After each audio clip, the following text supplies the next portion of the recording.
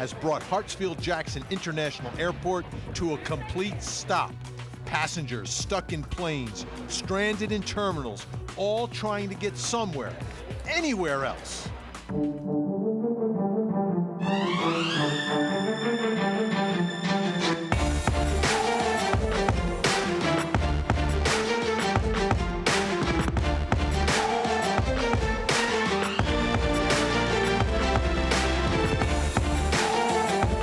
It is the biggest story of the day by far, the power outage that shut down Atlanta's International Airport, stranding hundreds of thousands of passengers. But the good news, the power is back. Here's new video just into our newsroom minutes ago showing a very welcome sight after hours in the dark, light at Hartsfield-Jackson International Airport. But that doesn't mean the trouble's over here. It's going to take days to sort out all the missed flights, the delays, and of course, the disgruntled passengers. Here's what you need to know right now. We still don't know the exact cause of the power failure, but it's being blamed on a fire at one of Georgia's power substations just after 1 p.m. Mayor Kasim Reed says terrorism is not suspected, but has not been ruled out. Another big problem here. That same fire took out access to Georgia's backup system, the backup system to the power, leaving those passengers and employees literally in the dark. Our 11 Alive team coverage has been working all angles of this story tonight, and we begin with Natisha Lance, who's at the Emergency Management System with the latest. Natisha, the power's back on. That's the good news. It must be a sigh of relief behind you. Oh, Vinny, absolutely a sigh of relief. It was a little touch and go for a bit here because over the last hour or so, things were starting to come on slowly but surely. So first we heard that it was T, the atrium, A, B, F, and T were back on. But just as Bentina Terry, who is the vice president of Georgia Power, walked out just a moments ago, she told me that everything is back on except for the SkyTrain, which is not back on. So the big question is that a lot of people may have is how were they able to make this happen? What I was told by the director of communications, who's been in this room behind me over the last several hours trying to work out this situation, is that massive generators were brought in. So this is somewhat of a temporary fix until they're able to get to the root of what the problem really is here with that fire that you mentioned. And let me take you back just a couple of hours ago. We heard from a briefing from Mayor Kasim Reed that this was caused by a fire that was in a tunnel underneath the airport in a Georgia Power substation. Now, they don't know what the cause of that fire was, and because they don't know, they can't rule out this being an act of terror, but they did say there's no indication so far that this was done deliberately. Now, people had questions about why the backup system didn't kick into play. Take a listen to what the mayor had to say about that. And the intensity of the heat on the fire, and we're going to share just the extensive damage that was done, impacted the switch that would have allowed the redundancy to kick in. And so 2 of our stations were adversely impacted by this fire. But here's the direct answer. We couldn't get the Georgia Power crew into the tunnels because of the noxious fumes. And Vinny, once crews were able to get in there, it took them about 2 hours to contain that fire. Again, they still don't know exactly what the cause of it was at this point, but much of a sigh of a relief to learn that now power has been restored. Now, the big question tomorrow, when will the first flight go out? They are expecting the first flight to go out at 6 a.m. tomorrow morning. I did speak to a spokesperson for TSA here today because their systems have to be recalibrated. So how long does that process take? And they said that that process will be just about an hour. They are bringing in more staff to try to take care of all the people who are going to be there. And you and I know if you have been to Hartsfield-Jackson Airport on a Monday where folks are going out for business travel, it is busy. So just think about these 10,000 plus passengers who have been there in addition to the folks who are flying out tomorrow. It's going to be long lines, so pack some more patience, but they are expecting that system to be cleared within about 6 to 8 hours and everything to be moving back on track, Vinny. So, Natisha, at this point, they're using these massive backup generators to do it. They didn't fix the problem, so they really haven't gotten in there and been able to ascertain exactly what happened and not a permanent fix here. Right, that's absolutely right. Their main priority was to get the power restored. So that was their main priority. And if you look in this room behind me, this is the Emergency Operations Center. This is where folks have been working on this issue throughout the evening. And there are these big, large pieces of paper that you can probably see over on the side here and over here. And on that sheet, there was one sheet that said listed priorities. The number one priority was restoring power, and everything else has come secondary to that. The mayor acknowledged that there was a lack of communication. He apologized for that. He understood that there was frustration, that folks were angry, but they didn't want to come out and make a statement until they felt like they had as much information as they possibly could to give to everybody without assuming things. But still, at this point, they don't know exactly what caused that fire, and this massive power outage should take place at the airport. All right, Natisha Lance at Emergency Management. We're going to check back with you in just a little bit. The Atlanta Mayor, Kasim Reed, told stranded passengers that they could head to the Georgia International Convention Center just off Camp Creek Parkway if they needed a place to stay tonight. Here's some video from about an hour ago. A couple dozen passengers using that shelter for the evening. Over at the airport, though, hundreds more are still waiting it out. The North Terminal is where we find Christy Etheridge. Christy, it's been a long, tough day for folks at that airport. A lot of them are staying there.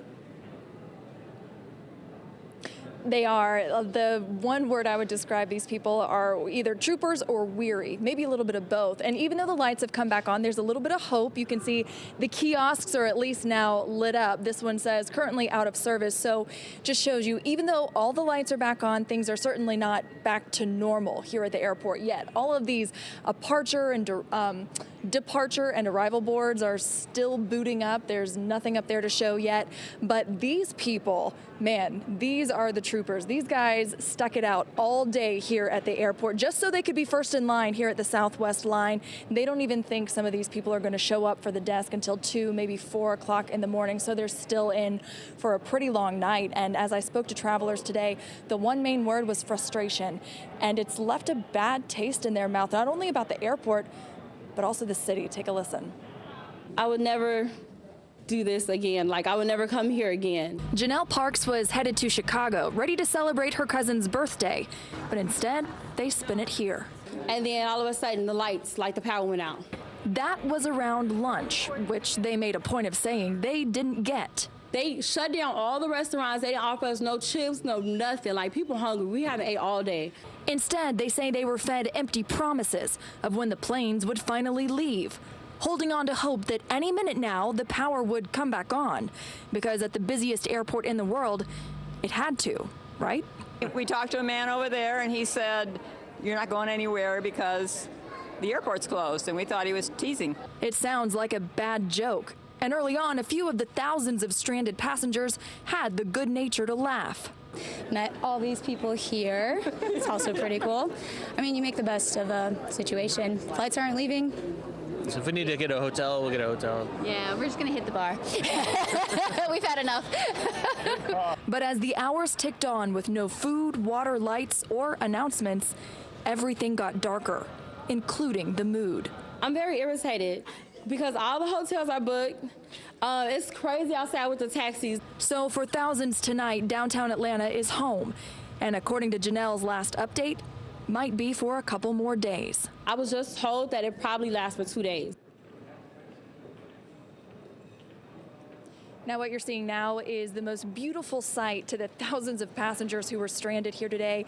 That's the light on the ceiling that's on. Isn't that beautiful? That's what a lot of people think. And in fact, if you can look down there, they're actually wheeling out a bunch of lights that they brought in. They look kind of like construction lights that you would set up on the side of the road so workers could see what they're doing. They brought several of those in to try and supplement when the power was out today. But another major problem that passengers were experiencing today was cell phone service, or rather a lack of it. They couldn't reach their family or their friends to let them know plans had changed. It was so jam-packed in here, kind of like when you go to a football game, you can't reach anybody. And not only that, it means you couldn't book a hotel room on your phone and you couldn't call for an Uber or a taxi. So it caused quite a bit of chaos. Back to you. Christy, at this point, there's still people that are at the airport now. They've been there all day. When the lights are out, there's no food, no water. Are they able to get any food now? Did anyone bring anything in at any point during the day?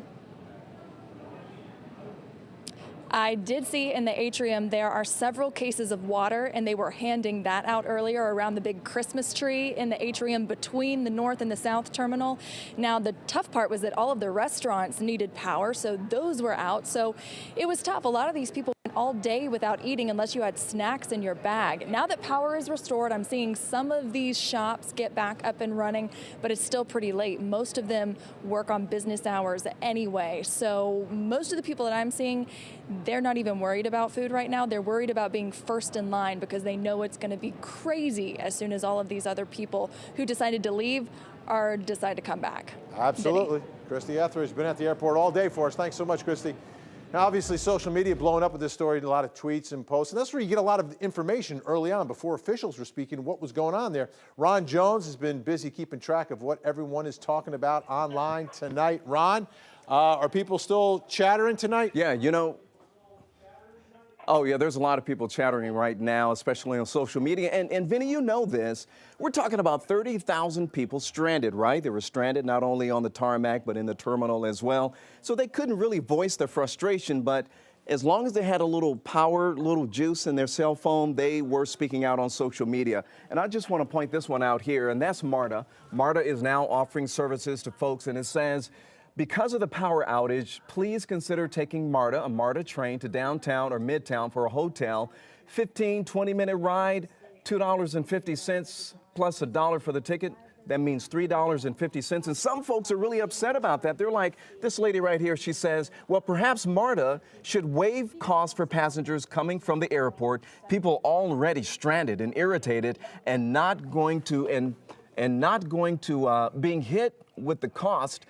If a train and a bus ride, yeah, it's a couple of bucks, but it's the principle of it. And then someone pushes back and says, hey, you know, it's $3.50. What's the big deal when you look at that? Someone else pushes back and they say, my understanding is that MARTA actually is now free of charge leaving the airports for all the customers there. And then someone else here says, how about being a good cooperative or corporate citizen and waive all fees? You already deprive people from watching the Georgia Dome implosion. They're still going back to that. They got some bad blood over the Georgia Dome implosion.